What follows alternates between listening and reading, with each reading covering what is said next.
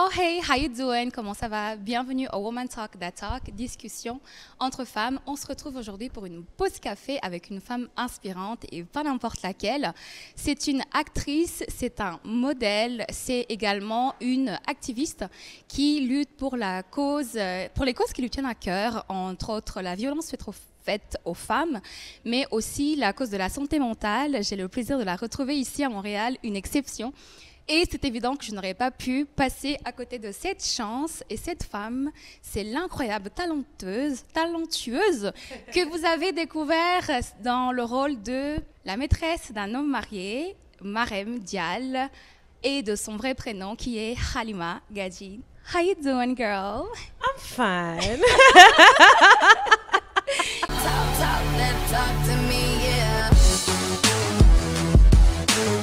Bienvenue au Woman Talk That Talk. Merci ma belle, merci Sarah, je suis très contente d'être là. Ta présentation m'a donné des ailes, waouh. parce que c'est tellement vrai. Et je vais commencer par ça, ma mère est une fan de ton travail. N'est-ce pas? Hier, quand je lui ai dit, maman, il y a des chances que je vais interviewer Halima, elle m'a dit, tu lui diras que je l'aime. Donc, maman, elle je s'appelle t'envoie Henriette. des bisous, j'espère que tu vas regarder l'émission. La prochaine fois, je ne manquerai pas de venir te voir, promis. Elle s'appelle Henriette. Yeah, Ariette. À la sénégalaise. À la sénégalaise, je te jure. Maroco-algérienne, côté mère, Oui. et sénégalaise, côté père. Exact. Donc, ton enfance, tu l'as passée au Sénégal. Toujours au Sénégal. Oui. Ok. Et quel est le souvenir de ton enfance? Parce que j'aime bien commencer par la base, tu vois. Oui. Quel est le souvenir de ton enfance que tu penses t'a servi ou impacté ta vie aujourd'hui en tant que Halima d'aujourd'hui?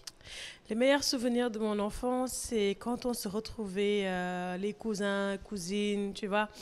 Au Sénégal, les Marocains ont créé une communauté qui faisait que toutes les mamans divorcées, veuves, venaient passer le week-end dans cette maison avec leurs enfants. Okay. Donc, c'était les meilleurs moments quand on retrouvait toutes les mamans, les cousins, les cousines. Et voilà, je pense que j'ai toujours vécu en famille. Et ça m'a donné envie de partager, envie de donner des émotions. Et c'est là d'où vient mon inspiration. Est-ce que c'est les valeurs de famille que tu gardes jusqu'à maintenant? C'est exactement ça. D'accord. C'est les valeurs de famille, de partage, d'éducation. Et tu vois, quand tu appartiens à deux cultures, quand l'un prend plus de force que l'autre, ça se voit très vite.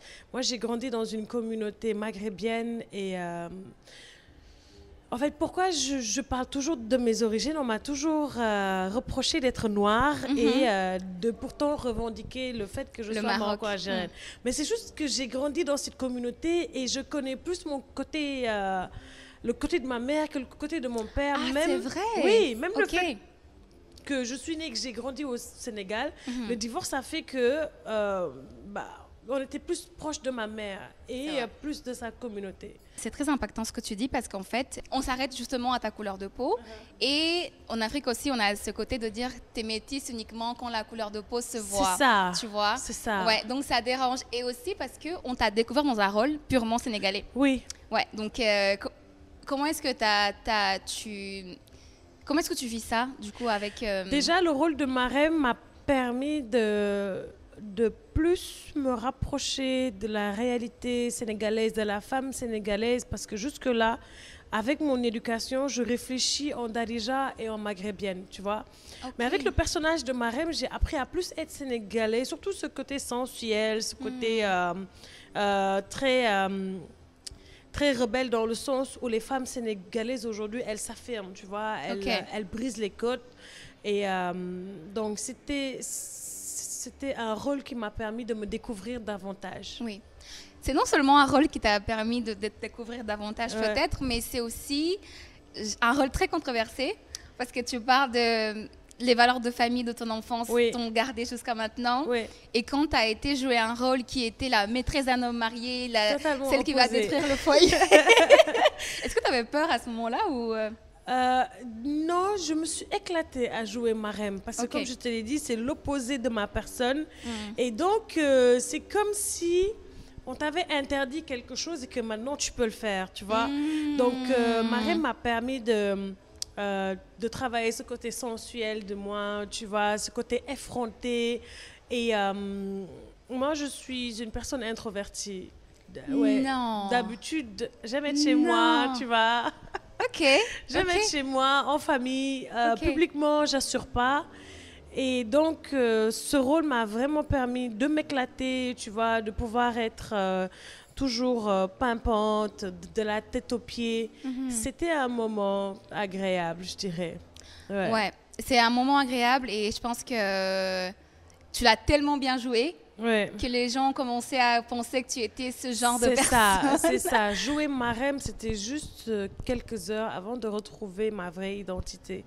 Et c'est vrai que je n'aimais pas être marraine tous les jours. Après le tournage, quand je rentrais à la maison, je voulais retrouver ma personne parce que j'ai une fille, j'appartiens à une mère, j'ai des frères et sœurs, j'ai une autre réalité qui n'est pas marraine. Et c'est vrai que dans la rue, les gens m'ont tellement fait sentir ce personnage que parfois j'ai dû l'être sans le vouloir, juste pour échapper aux gens.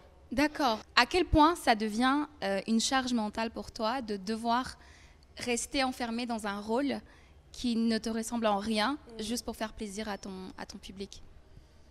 Oui, le degré, c'est aller jusqu'à vraiment être obligé d'avoir une autre... de changer mes réalités de vie parce que avant maîtresse, je pouvais prendre le bus, le car, tu vois. Mais le personnage, enfin ce que je suis devenue, m'a demandé d'être tout le temps près de la tête aux pieds, d'avoir d'autres dépenses et je n'avais pas ce moyen, donc c'était quand même difficile. Quand on m'a invitée à des cérémonies et autres, j'étais tout le temps obligée de faire le tour des stylistes, voir qui accepterait de me donner une robe, des chaussures, être tout le temps prête. Et ça, c'était une autre réalité que je vivais, que les gens ne voyaient pas. Parce qu'on m'attendait tout le temps prête.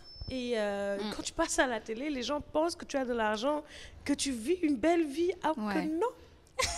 No way. C'est pas comme ça en fait. Non, ça se passe pas comme ça. Tu payes toujours tes factures, le cachet n'est pas toujours à la hauteur du succès. On a les mêmes problèmes, parfois même ton salaire dépasse mon salaire, alors que toi, tu es derrière la caméra, tu vois. Donc, une autre statut de vie, c'était quand même... Ouais. Souvent, j'ai eu droit à des agressions dans la rue. Ah oui? Les gens qui n'aimaient pas trop le personnage et qui pensaient que j'étais là pour dévergonder les filles. Donc, plusieurs fois, je suis tombée sur des gens qui m'ont envoyé balader. Des femmes? Ouais. C'est toujours des femmes. La première, c'était une femme et elle, autant elle m'a fait rire, autant elle m'a fait peur. Parce que je me suis dit, s'il y a des femmes qui sont prêtes à faire ça pour un homme, c'est quand même dangereux. Ouais. C'est comme si, en fait, elles prenaient leurs problématiques de maison et allaient les ramener à l'extérieur. C'est ça. En fait, tu devenais l'identité des femmes que l'on déteste ou que l'on ne veut pas voir dans la société. Mais je pense que dans la vraie vie, celle-là, c'était une lala parfaite, qui avait tout et que son mari a trompé, épousé une femme qui n'est même pas à sa cheville. Parce que quand elle m'a vue, elle m'a dit... Si j'étais Lala, je t'aurais installé dans le salon et je serais partie bouillir de l'huile et te l'asperger parce que, voilà, tu vois. Et elle le disait avec colère. Et j'ai compris que elle a certainement dû être une victime aussi. C'est de la rancœur. Ouais. C'est de la haine. C'est de la haine qu'elle extériorise sur une personne sur qui elle peut, entre guillemets, avoir du pouvoir, alors qu'elle n'a pas pu rien faire peut-être dans sa vie personnelle. Voilà. Donc, autant j'étais un exemple pour toutes les maîtresses, autant j'étais un cauchemar pour toutes les femmes. Tu vois. Un exemple. Mais c'est vrai que tu étais effrontée quand même. Ton rôle, tu l'as vraiment, vraiment bien joué à tel point qu'on était tous en mode waouh. Qu'est-ce qui t'a poussée à être actrice? Moi, ça a toujours été un rêve depuis mon enfance. J'ai toujours voulu être actrice. Mais ce qui m'a poussée à vouloir être actrice aussi, c'est soigner ma maladie, qui est le trouble de personnalité. D'accord. Et donc, quand je joue, je sais pas, j'adopte facilement un autre personnage parce que faut dire que la mienne ressemble à une passoire, quoi. Tu vois, avec tous les problèmes que j'ai eus dans ma vie, dans mon enfance. J'ai une âme abattue qui a plein de trous partout. Et l'art, moi, ça me soigne. Ça referme ces trous. Et quand je joue, bah, je m'oublie. Ça me soigne. C'est comme une thérapie. Parce que tu as dit que tu avais pris cette décision dès l'âge de 8 ans à ta maman, Oui. que tu voulais être actrice. Oui. Est-ce que dès cette époque-là, tu avais déjà des problèmes où tu sentais que tu voulais t'éloigner de ta personnalité à cet âge-là? Oui, déjà, parce que je me rappelle à l'école, j'étais en classe de CP, j'avais 7-8 ans. Et c'était la première fois qu'on va me faire remarquer mon bègue et que tout le monde va en rire et que le prof va se moquer de moi alors que je n'ai que 7 ans, tu vois. Ouais. Et tout de suite, je deviens la risée de tous les élèves, classe, même à la récréation, quand j'essaie de placer un mot. « Ah, t'es bègue, tu ne peux pas parler !» Et ça va m'enfermer et ça va créer une dyslexie. Et puis, je ne comprends pas pourquoi à cet âge-là, on me frappait. À cause de ça? À cause de ça et à cause du fait que j'étais nulle. Tu vois? Donc, au Sénégal, à l'école, on frappe les enfants. C'est grave. Donc, j'étais tout le temps battue et à un moment donné, toutes ces blessures, bah, à chaque fois que je passe devant une maison inachevée ou bien devant un truc rempli de trous, je ne peux pas m'empêcher de m'identifier à ça, tu vois. Ok. Ouais. Ok. Et donc, quand je joue un rôle, je trouve le rôle plus parfait que mon identité. Ton identité, donc tu t'immerges vraiment dedans. Ouais. Ok. C'est un peu une échappatoire. Tu t'échappes. C'est exactement ça. Ok. Waouh. Je trouve ça quand même inspirant parce que c'est pas tout le monde qui vit des traumas, parce que ce sont des traumas. Oui. Qui vit des traumas et qu'à un moment donné, en fait, se dit, je vais trouver un moyen de sortir de là, même le temps d'une heure ou d'une saison ou d'une série, parce que beaucoup ne le font pas. Et je pense que c'est aussi pour ça que tu es devenue, tu m'en parleras, mais tu as pris la décision de vraiment être le porte-parole, donc la voix des sans-voix, comme tu dis. Et le courage qui m'a poussée d'en parler, c'est que quand les gens me voyaient à la télé, ils pensaient vraiment que j'avais une vie parfaite parce que le personnage, c'était une femme belle, grande, qui avait une voiture, une vie quand même. Et les gens idolâtraient plus le personnage que moi. Donc, j'ai voulu dire à tous ces gens, stop, ne pensez pas que je suis parfaite. Dans ma vraie vie, voilà de quoi je souffre, voilà quels sont mes problèmes. Et c'est là où j'ai pris le courage de parler de mes problèmes de santé mentale pour surtout prévenir les autres qui avaient les mêmes problèmes que moi et qui ne connaissaient pas. Parce que jusqu'à présent, il y a des gens qui traversent des dépressions et qui ne savent même pas qu'ils étaient en dépression. Donc j'en ai parlé, j'en ai fait une émission. Tu as créé une association? J'ai créé une association là. Et oui, j'ai plein de programmes pour pouvoir aider les gens qui souffrent de santé mentale. Comment s'appelle l'association? Sama Mental. Sama Mental. Oui, S-A-M-A Mental. Oui. D'accord. Sama, ça veut dire quelque chose en Wolof? Comme mon mental, quoi. Mon mental, ok. Comment étais-tu, petit enfant, genre niveau caractère? Est-ce que tu étais un peu joyeuse? Je sais qu'on a parlé du volet trauma de l'enfance. Est-ce qu'il y avait un côté quand même où tu étais un peu... ton personnage était comment? Ouais, moi, mon enfance, ça a été une enfance rébellion, tu vois. Je fuyais beaucoup l'école, je me retrouvais dans les plages, dans les marchés. Je kiffais traîner dans les rues, tu vois. J'avais d'autres amis aussi qui fuyaient l'école, on se retrouvait. Et puis, on allait préparer à manger. Donc, ouais, j'ai eu une belle enfance. J'ai des frères et sœurs avec qui on a beaucoup partagé aussi. C'est vrai que... Bon, mon père n'était pas tout le temps là pour que je puisse aussi, tu vois, avoir ce côté sénégalais. Mais avec la communauté, c'était bien. Les cousins, les cousines. Ouais, j'ai passé une belle enfance. Incroyable. Est-ce que tes frères et sœurs sont fiers de toi aujourd'hui? Oui, tout comme moi aussi, je suis fière d'eux. Est-ce qu'ils sont tous dans l'art ou ils font autre chose que... Tu sais, j'ai une grande sœur qui a été DJ. Au Sénégal, elle a été la première femme même DJ. Wow. Puis mon frère, lui, il a fait des études en gastronomie, plutôt la cuisine. Et il m'a rejoint dans le cinéma. Donc, ouais, je peux dire qu'on a une famille artistique. J'ai d'autres grands frères et sœurs, par contre, eux, non. Ils sont plus dans la cuisine. Ok. Aujourd'hui, tu joues un autre rôle t'as joué le rôle qui passe sur le Canal Plus. Oui. C'est le futur, Le futur est à nous. Oui. c'est ça. Donc une série panafricaine. Donc là, on n'est pas que sur une production sénégalaise, mais bien vraiment, ça englobe d'autres pays d'Afrique comme le Gabon, la Côte d'Ivoire, le Congo, Cameroun, entre autres, Cameroun. Quelle est la différence entre le personnage que tu joues, entre Abby et Marem? Il y a plein de différences, mais est-ce qu'elles ont un point en commun entre les deux? Oui, c'est lequel? C'est la résilience. Et Abby est une femme plutôt douce, elle est mère, elle est journaliste, une femme très intelligente, qu'on va croire naïve au début, mais qui va mener sa petite enquête pour connaître quand même son mari, son histoire, tout ça. Et ce qu'on voit le plus chez cette femme, c'est la résilience, parce que en laps de temps, elle a perdu son mari, mais très jeune, elle a perdu aussi ses parents. Et elle se retrouve dans un pays inconnu avec son fils. Elle doit recommencer tout à zéro. Et oui, la chose qu'on voit le plus, c'est la résilience. La résilience. Est-ce que tu penses que la résilience est un attrait propre qu'on donne aux femmes noires? Oui. Ouais. Oui. Est-ce qu'on est fatigué ou ça va? On est fatigué. C'est pour ça qu'on nous demande tout le temps d'être résistant, d'être fort, d'accepter. Et bien sûr, en Afrique, une femme qui accepte que son mari la trompe, qui est à la maison, qui fait des enfants, qui ne fait pas de bruit, elle, c'est une femme forte. Tu vois?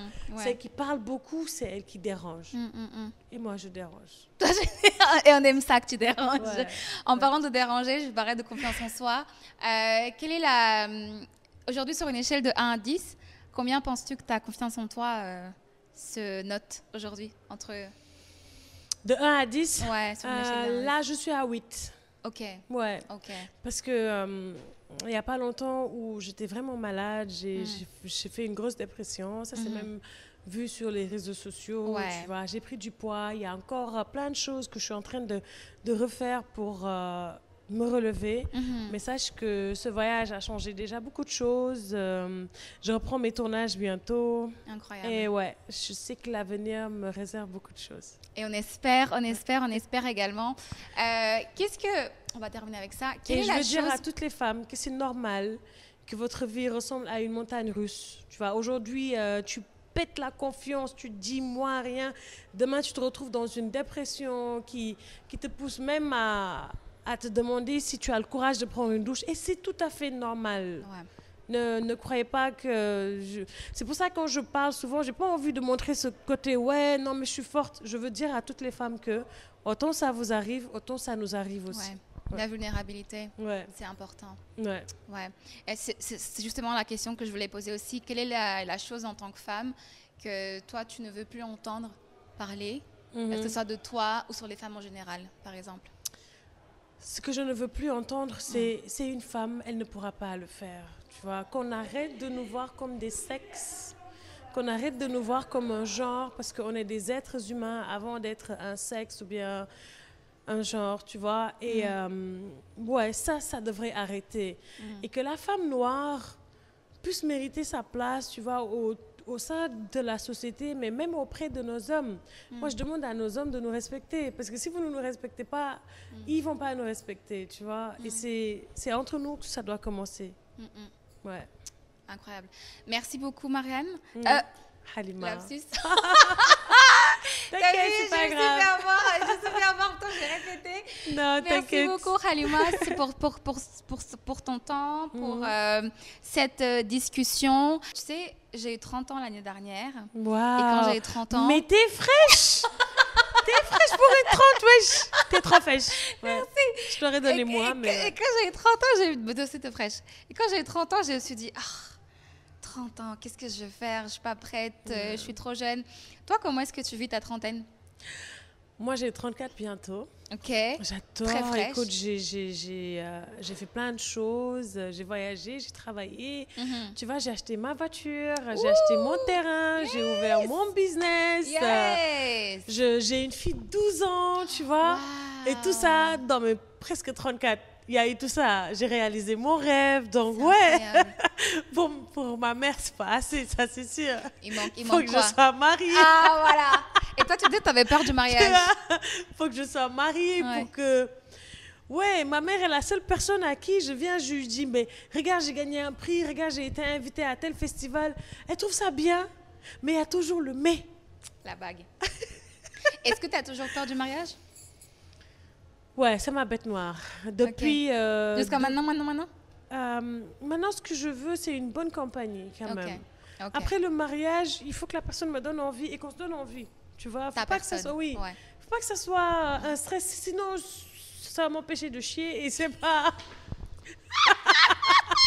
Mais c'est vrai, ce genre de choses, moi, je les laisse pas m'empêcher d'aller aux toilettes ou bien d'avoir la boule au ventre. Ouais, gars, j'ai pas envie de ça. Moi, ce qui m'empêche d'aller chier, c'est de faire un casting et d'attendre qu'on m'appelle et qu'on me dise, vous avez le rôle. Ça me stresse. Mais ne pas être mariée jusqu'à cet âge-là, non. Non, ça va très bien. Ça va très bien. Ça va très, très bien. Wow. Sur cette note positive, Halima, Gadji, merci pour ta présence. Merci pour cette pause café. Et Montréal. Est-ce que tu viendrais à Montréal? Mais j'adore, je kifferais vivre ici. J'adore, les gens sont gentils, tu vois, l'accent canadien. L'accent canadien. Ouais, tu vois. Non, j'adore.